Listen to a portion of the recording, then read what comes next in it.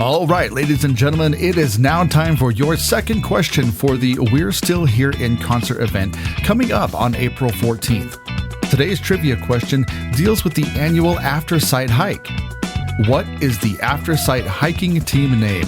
Is it A, Audio Trekkers, B, Sound Scouts, C, Echo Explorers, or D, the Braille Blazers? If you think you have the right answer, email us at feedback@aftersight.org or call us at 720-712-8856 for your chance to enter and win 2 tickets to this amazing show. Good luck and thanks for playing.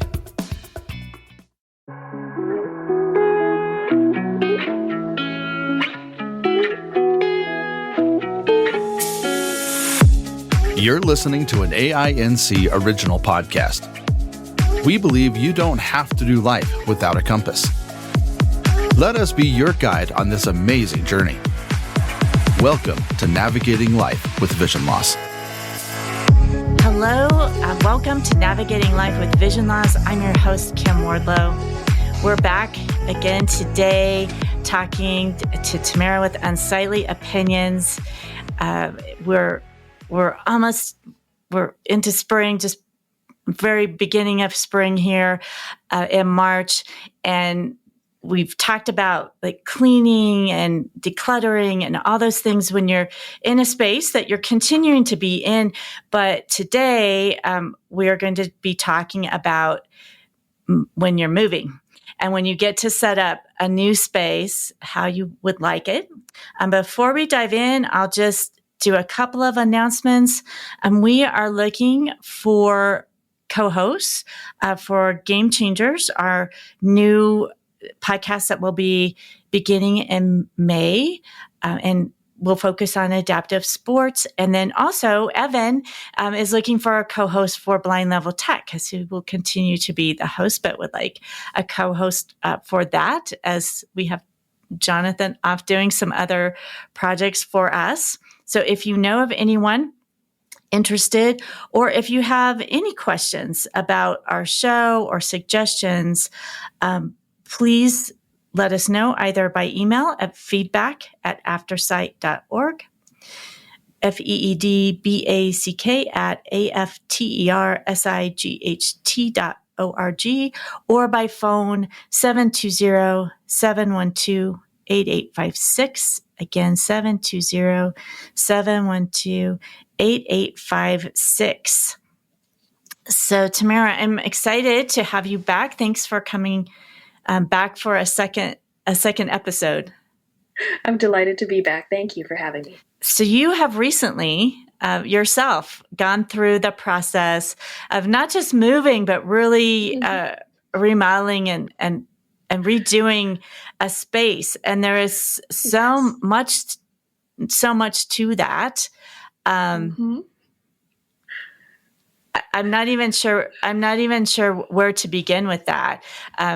Because I know you did quite a bit of the work yourself. I did. I learned a lot, and I have some advice for somebody that might consider that, i.e. don't do the whole house at once. Try and do it in stages, but it's been a huge learning curve and a really positive one, because I feel like I've really empowered myself to feel confident using a number of different tools, not only remodeling and fixing my home, but different power tools that I would have never considered before. Well, if we're thinking about somebody moving into a new home, and maybe they can actually do the design like you did, or maybe they're moving into a new space, but there's some things about the design that are set, and they may not be able to, just get the space and start over. They may have to live with some of that. But as you're looking at a new space, what are your tips in terms of like the flow of the room, but also like the flow through the space, whether it's an apartment or a house? There are a lot of features that I look for in a home, and that is easy navigation. And that can mean different things to different people. But for me, it's generally being able to travel in straight lines and find what I need or have some kind of tactile identifier to stay oriented within one step of wherever I have to stop trailing a wall or stop trailing a counter or move through the space. I typically like more open spaces because they feel more rooming to me. There's less things to bump into.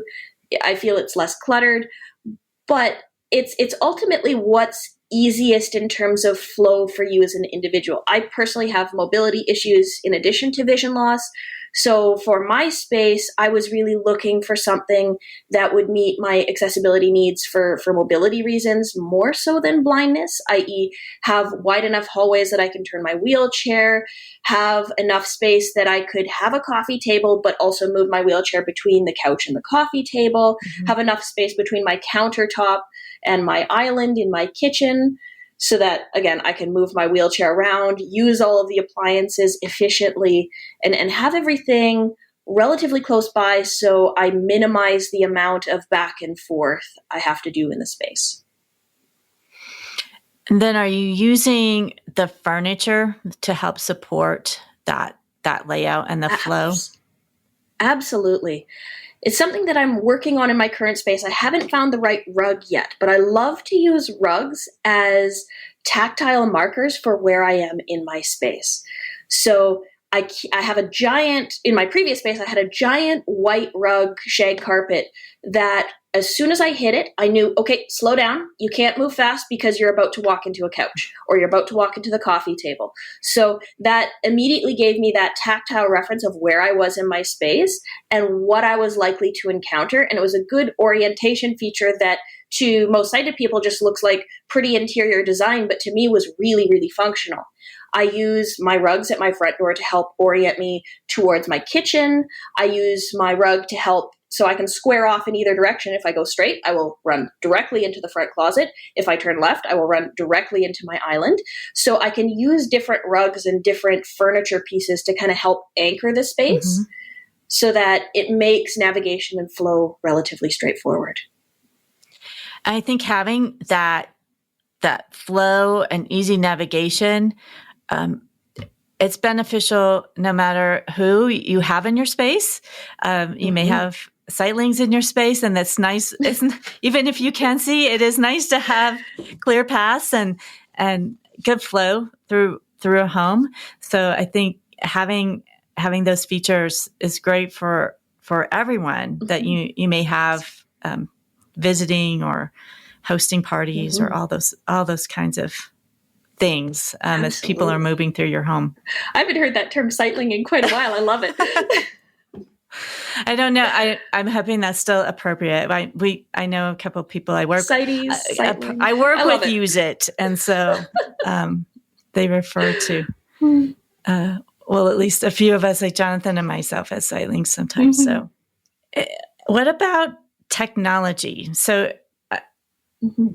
there's a lot you can do with smart homes and setting things up. I know one of my coworkers who's blind, she does a lot with, even light bulbs, so she can turn things on with her phone.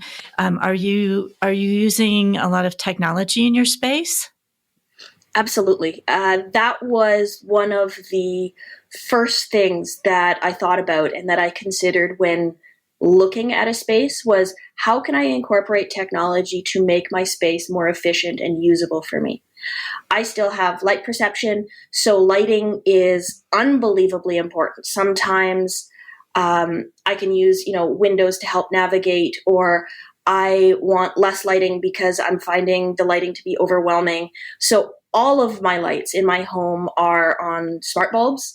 I was very ornery about the particular brand and the particular type of smart bulb and how much blue light it was emitting and all of those things, because in my experience, it makes a world of difference, not only on, even if you don't have a lot of functional vision left, just on creating a space where you're not giving yourself inadvertent eye strain, even if you're not looking at things, or giving yourself migraines from blue light, which is something that I had happening for a long time and didn't recognize because I didn't realize that that's what was going on with my lights. So I can turn on all the lights in my house just by telling GOOGLE, and I won't say the word so I don't trigger anyone else's smart homes, to do specific things like change the brightness to 10%, change the color tone to this, change the, turn off these 5 specific lights, turn on party mode, turn on. So I have different things set up so that I don't really have to touch light switches all that often. It's been a little bit of a challenge because sometimes Wi-Fi doesn't cooperate with the bulbs 100% of the time, and they might disconnect. But it's been a really great feature to just be able to have that control over the lighting and the environment in your space. And if people have the option, and sometimes you do, sometimes you don't, just depending on a situation. But in terms of the lighting fixtures, I know some people just their situation, they need to have lots of lamps because they don't have as many outlets or as many ceiling fixtures, but they have outlets. But I know in one of your homes you talked about lighting that didn't shine direct. It was sort of indirect. That was up in the ceiling. Yeah, I have my favorite type of lighting is completely indirect. I don't like focal source lighting because I find it quite painful. One of the main features of my vision loss is extreme photophobia.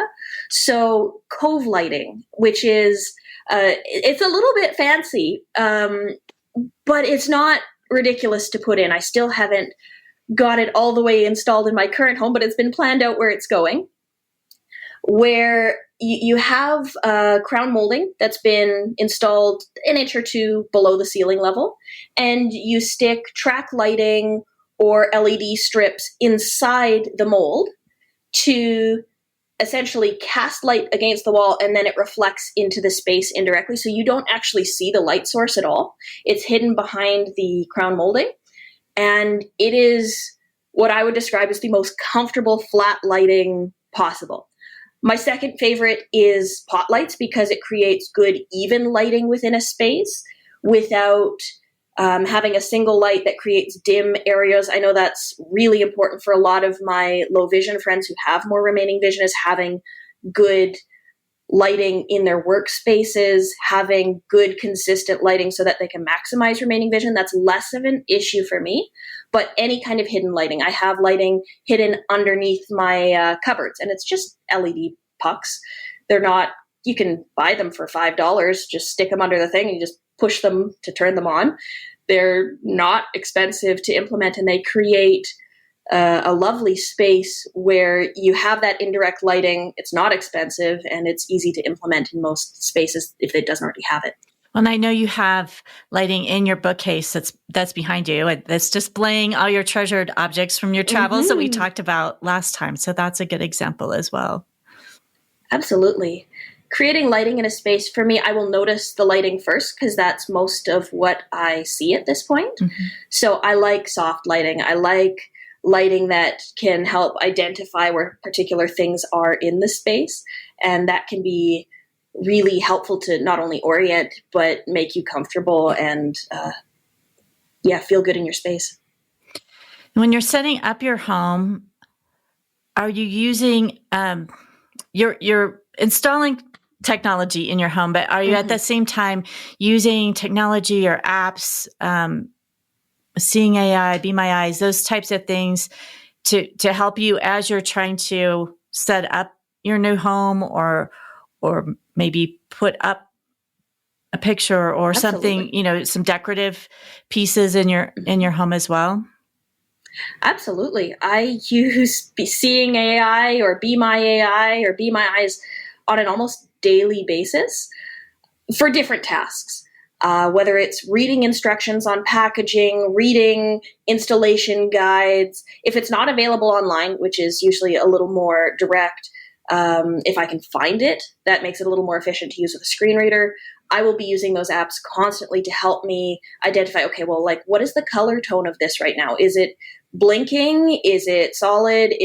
What is it doing? And is it doing what I expect it to be doing when I'm trying to set up these technologies? And it can be always a little bit of a challenge to determine, is the particular app that I am trying to set specific technology pieces up with going to be accessible in the way that I need? Or am I going to have to return everything, try again, find something else, try another app? Because it has been a bit of a trial and error process, because unfortunately not all of the apps are screen reader accessible. And I know I've heard from a lot of my low vision friends, not a lot of the apps even support magnification or contrast or have features that make it easier for them to use. Mm-hmm. I've definitely heard that with people trying to have appliances, for example, that they're able to use with an app or something. And so it's a smart appliance, but is the app accessible so that you can take advantage of that? Thankfully, I did what probably amounts to months of research when I was trying to pick the appliances for my home. And there wasn't a lot of good resources out there. It's something that I'm trying to amalgamate and create a guide right now to hopefully put out sometime very soon to help people with that process. But it's difficult because while it is improving, and Maytag and other appliance retailers are providing that kind of a service where they're trying to say they're accessible, it doesn't necessarily mean that they're at the point of full accessibility. Mm-hmm. I have found through testing that there are 3 major brands that are consistently accessible, that being LG across the board. Their app is fully screen reader accessible. Bosch with their, I can't remember specifically what their program is called. And then the Samsung. Mm-hmm. So I know there are limited examples outside of that, but those 3 appliance brands are typically the ones that have the most accessibility features built into them that are going to be accessible to people who are blind or low vision. Now, none of those apps, from what I have tried, are perfect. None of them are what I describe as an optimal experience. I want my buttons back, right. But unfortunately we've moved into a place where it's gone touchscreen when it doesn't improve the user experience, frankly, for anyone sighted or not. Mm-hmm. And, it looks sleeker, it looks more modern. Well, that doesn't mean it's a good user experience. And I feel like we should be focusing on user experience over aesthetics. If you want to blend fashion and function, great, but you have to make it usable for the people that want to use your appliances. And oh my goodness, yeah, I probably looked at every single appliance on the market and every brand in every category at every price point for months, playing with them, using the dials, trying to figure out if it was going to work or not. And some of the things that I thought were going to be non-issues turned out to be issues. Some of the things that I thought were going to be just easy ended up being major hassles, with appliances disconnecting from apps and then needing to have tactile stickers right below the button where it is on the touch screen so I can reconnect it, and just going through this process of troubleshooting when just having a physical button would have solved the problem right from day one. I could have had some tactile markers on it and away we go. Yeah, and I agree with you. It's not easier just for individuals who are blind or have vision loss. It can just be easier in general, and sometimes one less thing to break. But certainly the touch screens are the most popular, and it's hard to find things with buttons or knobs anymore. Mm-hmm. In all of your remodeling and putting in new appliances, perhaps new furniture, rugs, is there something that's your favorite, a favorite gadget, a favorite piece, appliance, or a favorite piece that you've put in? I don't know that I'd say there's a favorite, but there's definitely features that I like in all of them. I have my microwave at countertop level. It's built into the cabinetry, which makes it a lot easier to get things in and out versus something that's an overrange where I'm reaching above my head. There's a lot more chance of, dumping something hot all the way down your front, spilling something that's quite dangerous. So having it at that level where it's coming straight out, I can turn around and set it directly on the counter is really lovely for safety. That's not a particular brand specific. It was just design in the kitchen. Having knobs on the front of my stove rather than the back, so I'm not reaching across hot things when I'm cooking to turn ovens on and off or timers or any of that, was really important. I would have absolutely adored if I could have had either a French door oven or an oven with a fold-down push-in handle. However, unfortunately, I didn't have $15,000 for an oven, and I don't live in Europe where all of that fancy technology is more mainstream. So I had to work with what I had, and it's down to what is most efficient for you. I prefer. I know most things are going French door right now with fridges. I prefer side-by-sides just from a mobility perspective as a wheelchair user, from an organization perspective of what I can reach from a seated position. But it's just individual things and what can I use and how can I maximize its function, because I don't want to bring things into my space or have things that I'm not going to be able to use all of the features, or I'm going to need help every time that I'm doing something. That's not the point of living in a space. Your space should be optimized to what you need and what you want and what makes it most efficient for you, so you can have that independence back and you can do the things that you want to do without feeling like you're having to constantly adapt for yourself. Right. And you raise a good point. There are lots of things that are possible if your budget is not limited. And I think that's pretty rare for most of us. Most of us have a budget and it's not necessarily super, super high to be able to have something that has all the bells and whistles and exactly what we want. And so trying to determine within your budget, like what's most important to you and what compromises that you're willing to make. And a lot of things that I did when I was looking for those appliances is I went to every secondhand resale refurb in the city and I called them and I told them, this is exactly the model, the type, the style that I'm looking for. You get anything and you call me first. Here's the reason why. Please call me. Put me on your list. I am looking for this. If this comes in, I don't care what color. I don't care if it's dent and scratch. I don't care what's going on with it. I need this specific model or this specific feature. And I saved probably $20,000 or more on my appliances, because unfortunately the tools that you're going to need for accessibility on these touchscreen appliances, on these models that are now smart and using apps, and it's not the base model. Right. It's usually the upper end model. It's not. So I saved a lot of money. My stove looks perfect, but there's a slight dent on the side that no one is ever going to see because it's in the counter, right? That doesn't matter to me. That doesn't affect the functioning of the stove. Right. My dishwasher I got for free. Wow. But it has a little scratch where the buttons are on the top. Again, nobody's ever going to see it. Not an issue. Less than the size of my fingernail. And I'm like, why are people not using these appliances? It's a treasure trove if you know what you're looking for going in and you build the relationship and say, I want this, I know what I want. Or you go and look and say, I'm looking for these specific features. And people will really help you out. I've found that people are really interested in what you need for accessibility. They're curious to determine what you want that works, and they're going to work with you to help you get what you need. Well, that's great advice. It takes a little work. It takes some time, obviously, to be able to do that, but it was well worth it to be able to save that much money. So I know you are going to be interviewed on The Blind Chick and talking about your journey of vision loss and some of that. And so I don't want to get deep into that, but maybe just a little preview. Do you want to talk a little bit about Unsightly Opinions and what you're doing and your goals? I know you're really trying to change the world with what you're doing and what you're providing and on all the different social media platforms.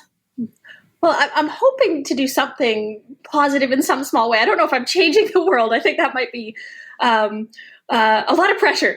But what I'm trying to do is provide hope for people who are experiencing vision loss, who are blind, create a community of like-minded individuals that help each other, that brainstorm, that problem solve. And it's a really beautiful place. I know that the comment section on a lot of YouTube videos are a little bit interesting, but mine is very different because we are a collaborative community. It's a very open discussion, and we talk about ideas and what works and what doesn't, and why does it work and why doesn't something work. And we try and create a bridge between the blind and low vision or the disability community and the sighted community, and how we can work together to maximize accessibility. And it's a hodgepodge of a lot of different things. Sometimes we're talking accessibility. Sometimes we're talking service dogs. Sometimes we're talking technology and doing unboxings. Sometimes we're just having fun and crafting. It's a little bit of everything. So there's probably something that you'd enjoy on that channel: sighted, disability, blindness, low vision. There's something there for you, because we just explore ideas and try and come up with solutions together. That's great. Well, I wanted you to share a little bit about Unsightly Opinions beyond just what we've shared with cleaning and setting up a new home, because there's just so much more to it. And I know you'll be covering a lot of that with Penn, but I wanted to at least give our listeners a taste of what's to come later in May, and to check out your social media sites for themselves. So, because they're very fun. We have a lot of fun. Do you have any other final comments for folks in terms of whether it's organization or cleaning or setting up a new home, or advice that you just have found has been key to you? I think that the best advice I can give is it's what works best for you. It's not what other people tell you is going to work. It's not some specific magic bullet that's going to solve all of your problems. It's thinking critically about your space. It's thinking about what makes things efficient and what is going to give you the most functionality. And for me, it's about what's giving you that functionality for the lowest cost. Because again, I know we're all on limited budgets and a lot of technology is expensive. And so you got to be thrifty, you got to be scrappy. You have to get creative to really learn how your space is going to work best for you. So experiment. Think of it as go into it with curiosity. Try something. If it doesn't work, try something else. If that doesn't work, try something else. And eventually you're going to land on something that you go, okay, yeah, that's it. That's the thing. I've got it now. This is exactly the way I want it. And I have gone through that process for my whole life. And that's something that I will continue to do into the future. And I am still doing in my home now, a year in, and likely will be for a long time. Great. Well, thank you so much, Tamara, for sharing your wisdom, your experience with all of our listeners. I'm sure people have picked up on a lot of great tips that they will be using, whether they're redoing a space that they've been in for years, or they're going into a new apartment or a new home. So thanks for being with us. My pleasure. Thank you. Thank you for having me. You're welcome. Well, next month, we will be talking about travel and everything ranging from land, sea, air, the basics of travel. So if you've always wanted to take a cruise and weren't sure about cruising or those kinds of things, we'll be covering lots of those topics in April. Again, I just want to remind you to put on your calendars, if you are planning some summer trips, to be sure and include our Bringing Print to Life hike that is July 27th. And we hope that you can join us for that. You can get more information and register on our website, which is aftersight.org. And then also just a reminder, if you have anyone who's is interested in being a co-host for either Game Changers or BLT, we are looking for some co-hosts for those two shows. And you can reach us at feedback@aftersight.org or by phone at 720-712-8856. Thank you for joining us. I hope that this month of March, with all of our tips on cleaning and setting up your home, has helped you to navigate life with vision loss.